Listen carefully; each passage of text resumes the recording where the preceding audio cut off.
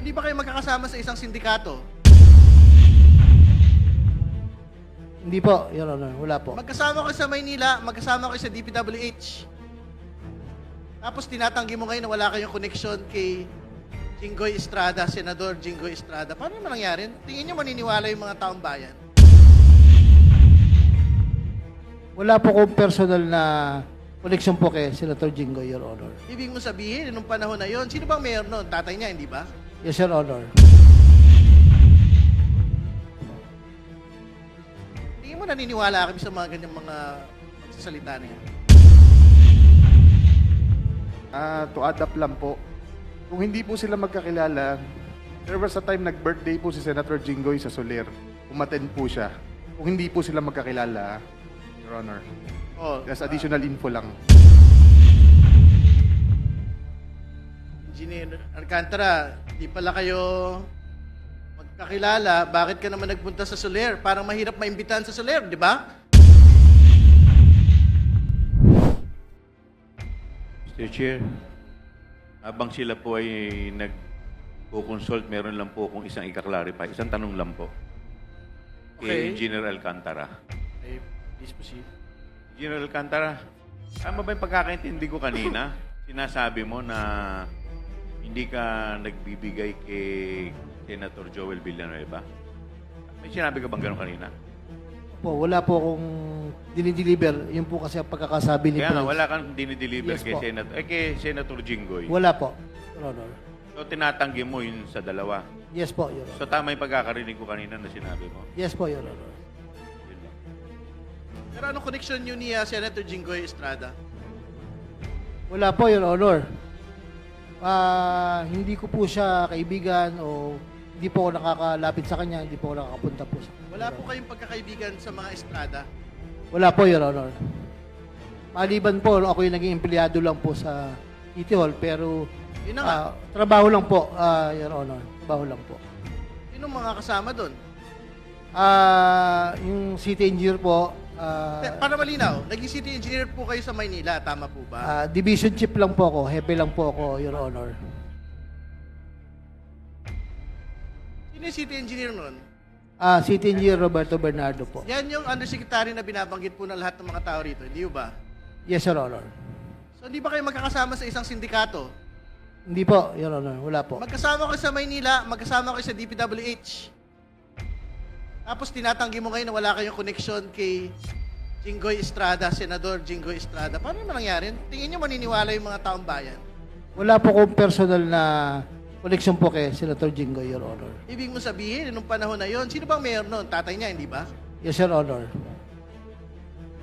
Tingin mo naniniwala kami sa mga ganyang mga magsasalita na yan? Your Honor, kami pong mga division chief po ay wala po kaming direct access kay Mayor Era po nung mga panahon po na yun, Your Honor. Pero ang malinaw, magkasama kayo ni Engineer Bernardo Yes, Your sa Honor. City Hall. Yes, Your Honor. Kasama rin kayo sa DPWH Yes, Your ni Honor. Undersecretary Bernardo. Tama po ba? Opo. Maraming salamat. Okay. Yes, Engineer Bryce, please. Before going back to Mr. Diskaya. Thank you, Your Honor.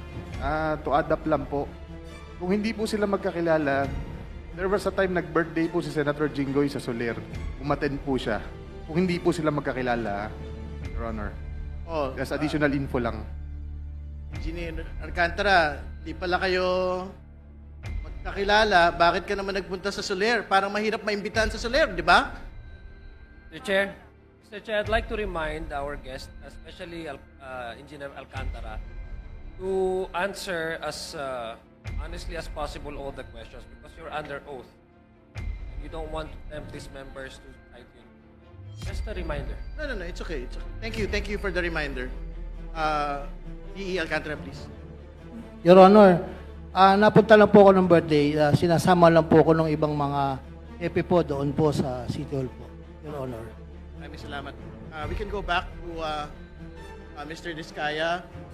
I think, tapos na po ba kayo mag-confer with the lawyer, Mr. Diskaya? Before giving it to Senator De Lima, I think it's very important to provide the context as to the question. No? Alam po ninyo, Mr. Diskaya, dalawa po yung mahalagang butas sa testimonya kahapon.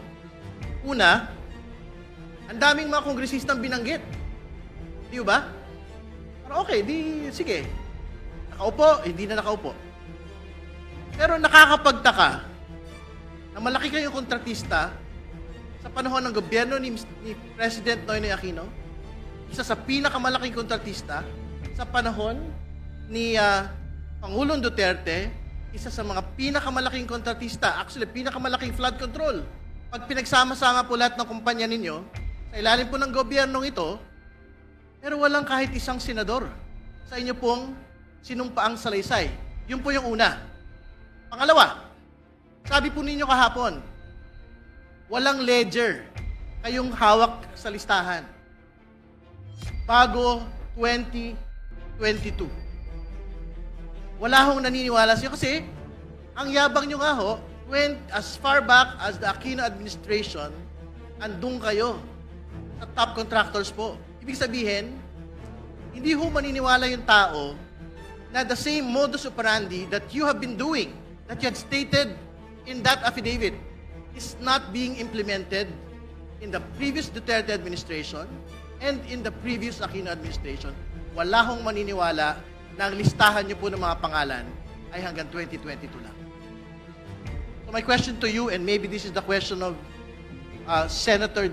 Congresswoman De Lima, ano pa po, sino pa ho yung mga pangalan na dapat pong malaman ng bayan? Your Honor, ang ibig ko po sabihin dito, ilan sa kanila ay sina. Kasi po, Your Honor, ang ibig po sabihin dito, hindi ko naman po lahat literal silang binigyan. For example po, si Kong Ramon Romulo po ng Pasig, hindi ko naman po talaga siya personal na inabot sa kanya yung pera. Kundi, sa tao po ni D. Aris, kaya mapapansin nyo po, ilan sa kanila ay sina. Kasi yung iba po dito, personal ko pong inabot sa kanila o binigay. Pero yung iba naman po dito, mga tao lang po nila ang kumuha. Okay na yun, wag na ho nating guluhin yung tanong. Ang tanong, sino pa yung mga tao na dapat hong pangalanan dito na hindi po pinapangalanan? Wag na tayo magdebate sa grammar ho ng Filipino. Naiintindihan ho namin yung gusto nyo pong puntahan. Ang tanong, meron pa bang dagdag na kongresista na kasama sa payoffs? Meron pa bang mga senador na kasama dapat sa mga payoffs po ng Diskaya-linked firms? Your Honor, wala na po. Congresswoman De Lima, please Mr. proceed. Chair, hindi po ako naniniwala. Gusto ko muna pong tanungin, meron ho bang nag-assist sa inyo nung ito ay prinisenta sa Senado? Your Honor, wala po talaga dahil ako po talaga ang nagsulat nito based on my personal knowledge po talaga at experience. At ito ay sinumitin nyo sa komite. Yes po, Your Walang Honor. ibang kumausap sa inyo bago ito sinumite. Wala Yung po sa talaga, Blue Ribbon, Your sa Honor. Blue Wala Ribbon po. Committee. Ang pinagtataka ko lang po, kanina nadinig ho natin lahat, you were asking for an executive session. And you said something like, kasi natatakot ako para sa pamilya ko. And perhaps we can check it from the records, from the TSNs, the exact words or the exact sentences na sinabi nyo when you were requesting for executive session. Do not tell me now na yung pag-request nyo ng executive session ay wala lang. Wala kang ibang importanteng sasabihin.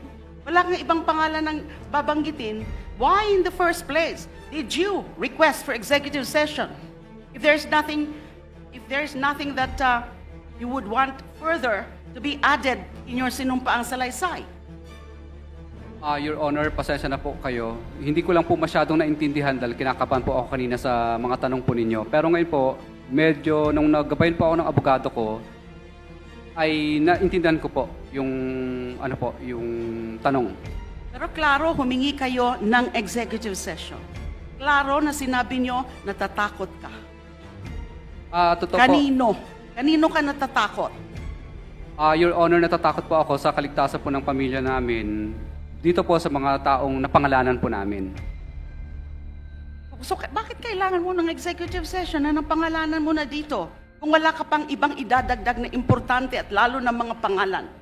Your Honor, pasensya na po kayo. Hindi ko lang po masyadong naintindihan kanina yung talagang paikot ng tanong.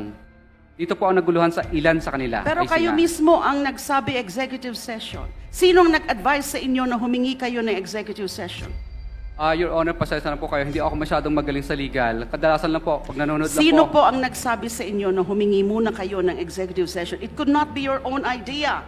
Kasi nga sabi mo, hindi mo naman naiintindihan.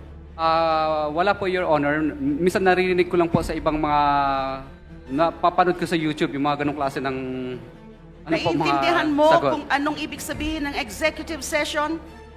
Kasi kung hindi mo naiintindihan yon, bakit mo babanggitin yon? Your Honor, pasensya na po kayo sa kanina na isagot ko. Pero ang sagot ko po ay ito na po lahat. Paano mo pinili yung mga pangalan na ito? Selected names mentioned and listed in your sworn statement. Paano nyo po pinili yung mga pangalan na ito? Ito po yung mga pangalan na to ay ito po yung mga nakilala ko po at yung mga tao po nila na humingi. Paragraph 19, before paragraph 20, where you enumerated 17 or so members of the House of Representatives, sinabi niyo po dito, ito ay binibigay namin sa kanila ng cash. Ang bawat transaksyon ay may karampatang voucher at ledger na nagsasaad ng mga araw kung kailan nila ito natanggap. So meron kayong documentary evidence. Yes, Your Honor, meron po. Kung i-require namin na i-produce yung documentary evidence na yon, ledger and karampatang voucher.